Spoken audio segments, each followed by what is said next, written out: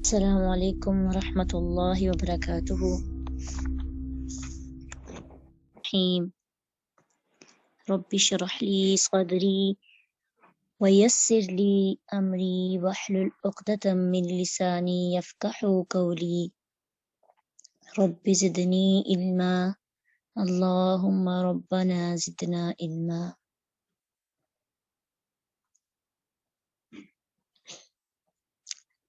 Lecture number 3، کلمہ اور اس کے اقسام.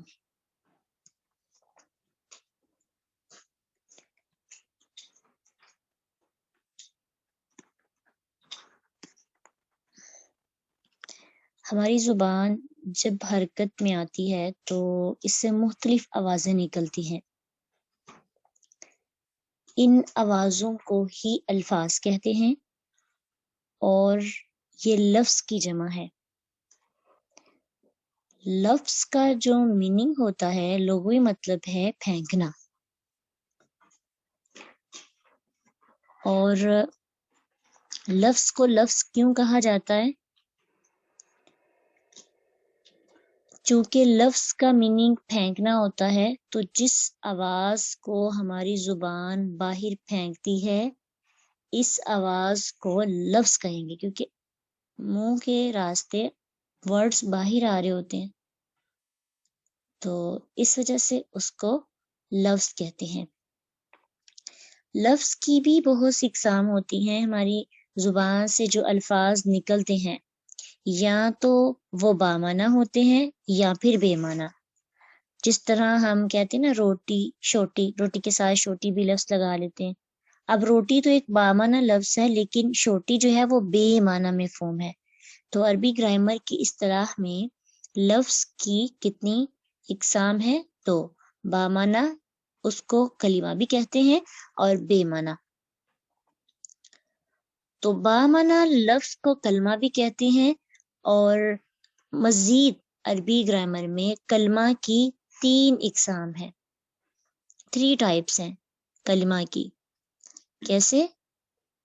اسم، فعل اور حرف. پہلے لفظ کی 2 قسمیں، بامعنی اور بے معنی. اور بامعنی لفظ کو کلمہ کہتے ہیں، اور کلمہ کی، کیونکہ بے معنی کے ساتھ تو پھر ہمارا کوئی لنک ہی نہیں ہے اور نہ ہی ہم اس کو ڈسکس کریں گے، اسے تو ہمیں کوئی سروکار ہی نہیں. لیکن جو بامعنی ہے اس کو مزید ڈسکس کریں گے. اور بامعنی کی 3 ٹائپس ہیں، اسم، فعل اور حرف. اسم، ناؤن، ایسا کلمہ جو کسی شخص، حیوان، جگہ یا چیز کا نام ہو، اس میں صفت بھی آ جاتی ہے، یا اچھائی اور برائی کو ظاہر کرے. اور ایک اور چیز اس میں جو ذہن میں رکھنی ہے، اس میں کوئی بھی زمانہ نہ پایا جائے.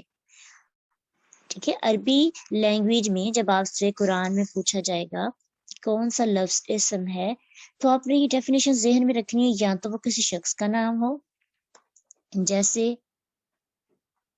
احمد، اور یا وہ کسی جگہ کا نام ہو جیسے آپ کہہ سکتے ہیں مکہ تو، یا پھر وہ کسی حیوان کا نام ہو جیسے فارسن، گھوڑے کا نام ہے نا، گھوڑے کو کہتے ہیں فارسن.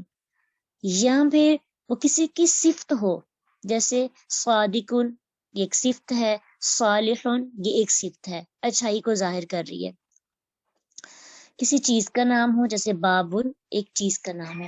اب ان تمام نیمز میں آپ دیکھیں گے کہ کوئی بھی ٹینس نہیں ہے، کوئی زمانہ نہیں پایا جا رہا. یہ نہیں کہا جا رہا احمد ایک ماضی کا شخص کا نام ہے، احمد صرف ایک نام ہے. تو یہ چیزیں ذہن میں آپ نے لازمی رکھنی ہے، نہ ان کو پہچانے میں بہت مدد ہوگی آپ کو.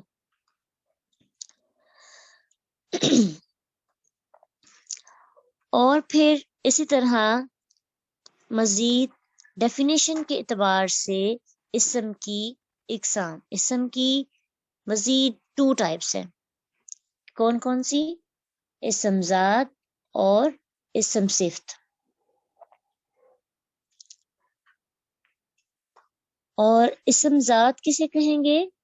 جو اسم کسی کے نام کو ظاہر کرے، یا جس اسم کو سن کر انسان کے ذہن میں اس کی تصویر آ جائے تو وہ اسم کیا کہلاتا ہے؟ اسم ذات کہلاتا ہے۔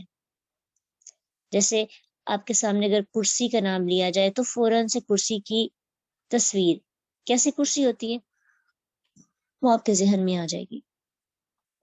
آپ کے سامنے پنکھے کا نام لیا جائے تو پنکھے کی تصویر آپ کے سامنے آ جائے گی۔ پھر اسی طرح آپ کے سامنے مسجد کا نام لیا جائے تو ایک مسجد کی پک آپ کے ذہن میں آ جائے گی۔ یعنی جس بھی نام کو سن کر آپ کے ذہن میں ایک تصویر بن جائے اور آپ امیجن کر سکیں اسے کہیں گے۔ مزید اس کی ایگزامپلس دیکھتے ہیں۔ الولد بچہ، لڑکا، لڑکے کا نام سن کے لڑکا ذہن میں آ رہا ہے نا۔ مسجد، مسجد بھی ذہن میں آ رہی ہے۔ دارن، ان کے آپ میننگس لازمی اپنے پاس لکھ لیں۔ دارن کہتے ہیں گھر کو۔ پھر اسی طرح الغار، غار، اسم صفت، ایسا اسم جو کسی کی صفت ہو یا اچھائی، یعنی اچھائی یا برائی ہو، اس کو اسم صفت کہیں گے۔ ابھی ہم نے پیچھے ذات پڑھا تو ذات میں تو امیجن کریں گے تو کوئی نہ کوئی پک ذہن میں آ جائے گی، لیکن صفت میں آپ دیکھیں اگر میں کہوں کہ المسلم ہوں تو مسلم کی کوئی خاص شکل آپ کے ذہن میں نہیں ہے۔ مسلمان ہے، کیسا مسلمان ہے؟ وہ اس کو نہ چھو سکتے ہیں نہ دیکھ سکتے ہیں، یعنی اس کی مسلم کی جو اس کی روحانی کیفیت سے تو نہیں دیکھ سکتے۔ مومن بھی کسی بھی شخص کی کیا ہوتی ہے؟ صفت ہوتی ہے۔ فاسق، یہ بھی کسی نہ کسی شخص کی جو ہے صفت ہے، برائی ہے۔ اور السمیع، اللہ سننے والا ہے نا، سننے والا، تو یہ بھی اللہ کی کیا ہے؟ صفت ہے۔ تو اسم ذات اور اسم صفت۔ اب آپ کہیں گے یہ چیزیں کیوں ضروری ہیں قرآن کو سیکھتے وقت؟ کیا ہم ان کو ڈھونڈیں گے اور ان کو ڈھونڈنے کا کیا فائدہ ہوگا؟ یہ آپ کو ابھی نیکسٹ ٹاپکس میں جا کے پتہ چلے گا۔ جب اسم ذات اور اسم صفت کی بات کریں گے تو آپ کو فوراً سے یہ پتہ ہونا چاہیے کہ ان دونوں میں کیا ڈفرنس ہے، کیونکہ جب آپ لاگو کریں گے نا کچھ رولز تو ان میں پھر آ جاتا ہے کہ اسم ذات ہو تو اس پہ یہ رول لاگو ہوتا ہے اور اسم صفت ہو تو اس کے لیے یہ رول ہے۔ اس کے لیے اس طرح سے اس کو ایسے بنائیں گے یا اس کا اعراب اس طرح سے ہوگا۔ اعرابی حالت جب ہم چینج کرتے ہیں تو اس میں یہ بڑا فرق آ جاتا ہے۔ اس کے پتہ ہونے سے کافی حد تک آپ کو درست الفاظ تک پہنچنے میں مدد ملتی ہے۔